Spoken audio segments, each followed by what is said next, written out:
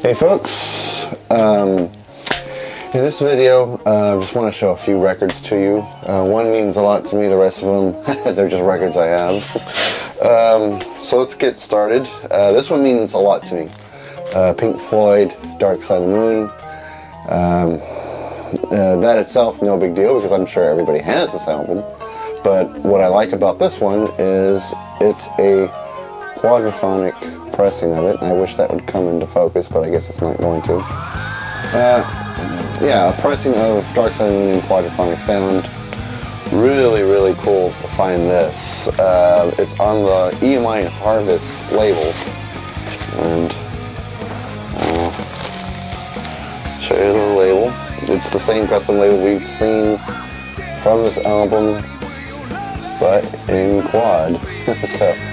And I hooked this up to my surround sound, and what a trip, man. It worked. At first I didn't think it would work. It did work. So I got to hear this in surround, well, 4-speaker surround sound, really. And it is cool to hear the things in the background, you know, the phone ringing, the interview sessions where the music's in the forefront. Really, really cool. I mean, I've had a CD of this. Let me see if I can find it here. Yeah, I've had this CD before, and this is the hybrid CD, where it's a mixture of, it plays in stereo, but if you have our surround sound system, it'll play in SACD, Super Audio CD file, or format I should say, and plays the whole thing in surround sound. So I have heard the recorded work in surround sound before thanks to this disc, but never through a vinyl record. So this quad pressing of Dark Side of the Moon was such a good find. I really enjoyed the hell out of this. I mean, I had to move the turntable into the other room, not this room, but the other room where I have my surround sound system, just to see if it would work. And I'm never going to do that again because that's a pain in the ass. And then moved everything back in here because this is where I like to listen to my albums. And it sounded fantastic. It was such a cool mix. I believe the guy who sold it to me, I think he wasn't sure if it was a UK pressing or an Australian pressing, but there was definitely no domestic pressings of this that he knew of. And I really didn't research it. I just couldn't wait to get it home and give it a spin. And there's I tried to show this, but it won't come in focus. But there we go, quadraphonic system music. Really cool for Dark Side of the Moon. This is such a cool find. You know, it's the usual gatefold that we've seen everywhere. And it also came with, you know, the usual goodies that this album comes with. It comes with the 3 different posters, which I won't unfold because we've all seen them before. And it also came with the 2 stickers. So it came with the usual goodies you'll find with a vinyl release. And it's just really cool to hear a record, kind of like in the early days of surround sound, but coming from a vinyl album. Really cool. So really happy to have this. All right. The next ones are just, compared to that, the next ones are just so-so. Next up is Animal Logic, and in this band it featured Stanley Clarke on bass and Stewart Copeland on the drums, Deborah Holland on vocals. I believe this came out in '89, and you know, Stewart Copeland is one of my favorite drummers, and you team him up with Stanley Clarke. That's something I at least got to listen to. And I vaguely remember this coming out in the late 80s. Like I said, I believe it was '89. And it is on IRS Records. And really, really fun listen. I enjoyed this a lot, actually. It's basically late 80s pop with some occasional really cool drum and bass licks, more or less. But I mean, so once you accept it for what it is a really fun listen.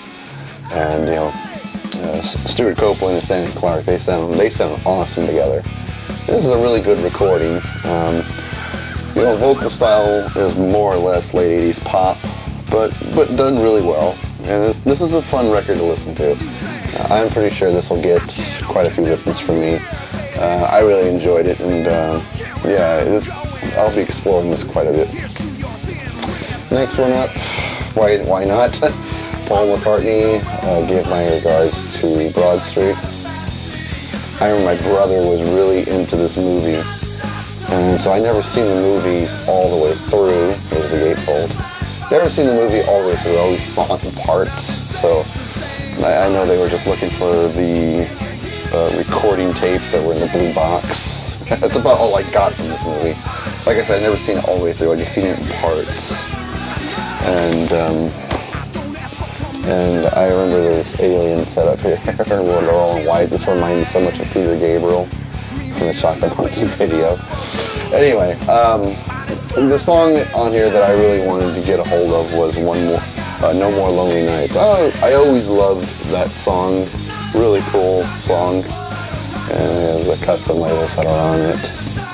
And some reworked Beatles tracks are also on here that are actually pretty well done. I didn't really hear anything that annoyed me that much. Though there was a saxophone solo in one song. Now I can't remember which one it is. It'll come to me in a minute. It might have been Long and Winding Road. I think they put a saxophone solo in the middle of the beginning of it, and that sounded a little 80s cheesy. I believe that was where I heard it.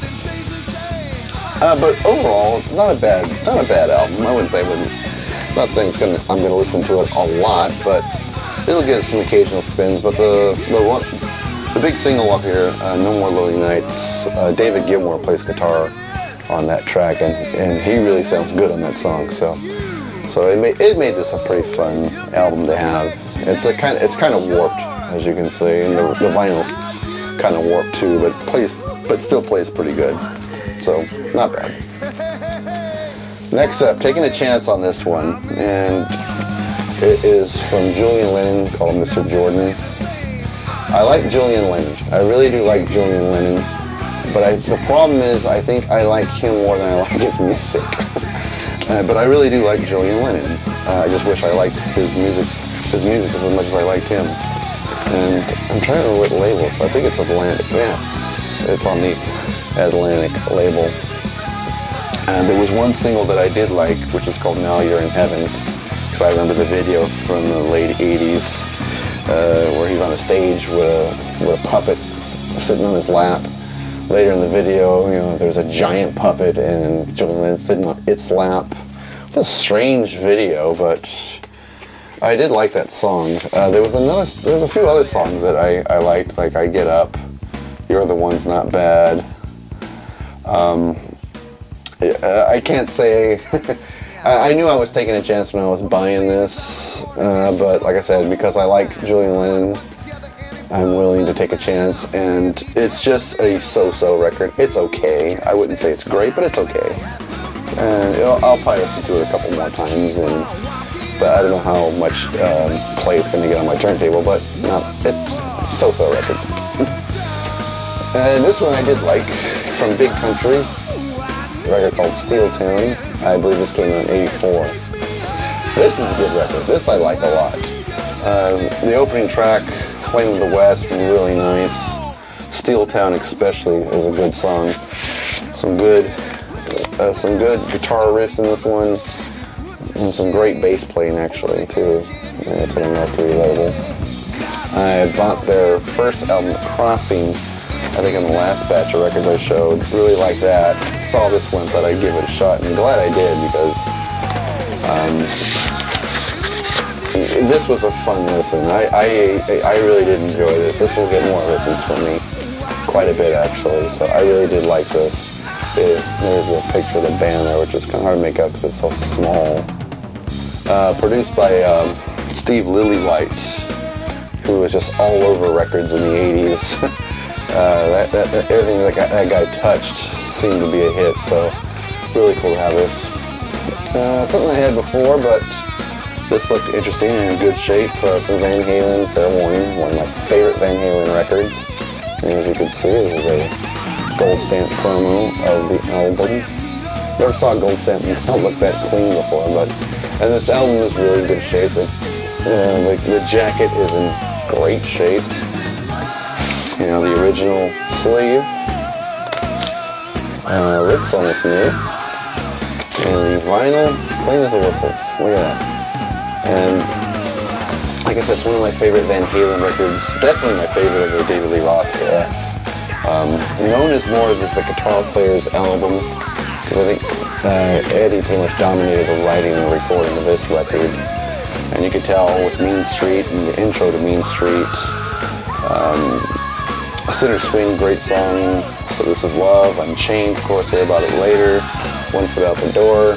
This is a really cool record. Some great songs on here. It's one of the more underrated Van Halen records because they didn't quite have the hits on it. But always enjoyed this one. And saw it was a promo copy, and it's in great shape. It's actually better than the one I own, so I decided what the hell, I'll go for it. As well as this one, a UK pressing of a 12-inch single for the song Panama from the 1984 album. I mean, not a bad track listing on this one. You get Panama, and the B-side you get Dancing Anyway and Girl Gone Bad. I thought, hey, that's a pretty good little collection of songs from Van Halen. Not bad. I think the song Warner Brothers. So everything they released was on the Warner Brothers. Yep, on the Warner Brothers label. So pretty cool UK pressing. I had never actually seen this 12-inch single before, so this was interesting. Next up, to satisfy the prog music geek in me, Anderson, Bruford, Wakeman and Howe. I believe this came out in 1989. And nice cover too. Look at that cover, really cool. And the back's not bad either. Some really good prog music on here. 80s prog, I guess you could say. Well, definitely could say.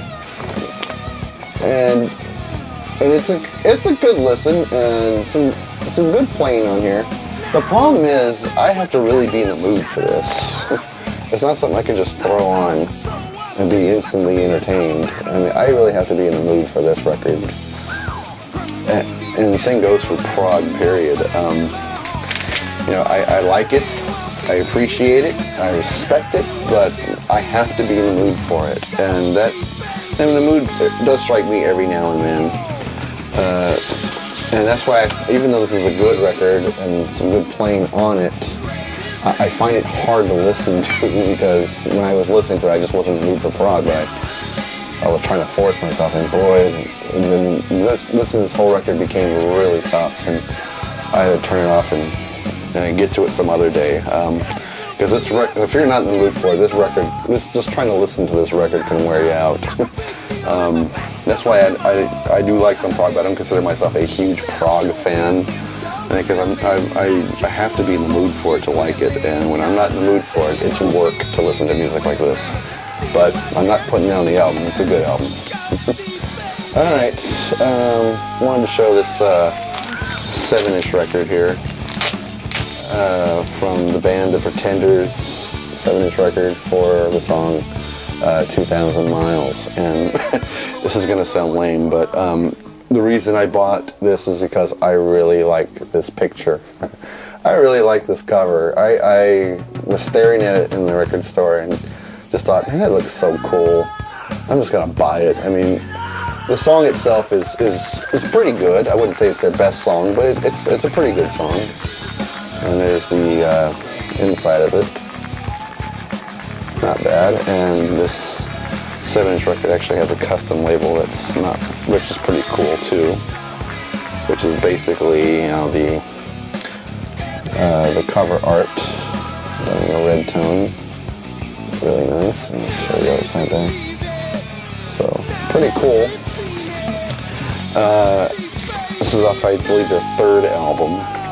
I think it's called Learning to Crawl was the 3rd album. Pretty cool song. And the B-side, which is called Fast or Slow, The Law's a Law, which is sung by one of the guys in the band. I'm not sure which one though. So, not bad. And I like it so much. I like that cover so much that I went and got the 12-inch single for it too. Because it was on sale for like a couple of bucks. And what's interesting is on this collection, right here, there's one extra track that's not on the 7-inch record, and that's the live version of Money, you see right here, which was taken from the Pretenders' performance at the US Festival in 1983. And I have that whole performance downloaded on a DVD video, and they were just on it that night, or that day actually, it was a daytime concert. They were just on it that day, and the 12-inch does have a custom label as well. And this one's kind of same as the other one, it's just the cover art, but this was of course in blue. Really nice. I like this, and I just love that cover. But anyway, yeah, their performance from the US Festival in '83, they were really on it, and they sounded great. And when they did the live version of Money, I remember Chrissie Hynde, she said she wanted to dedicate the song to all the bands that played in the US Festival, and then she says especially to the bands that didn't play because they thought they weren't being paid enough, and they went into Money. So I thought that was kind of funny. But anyway, really glad to have this because I love that cover.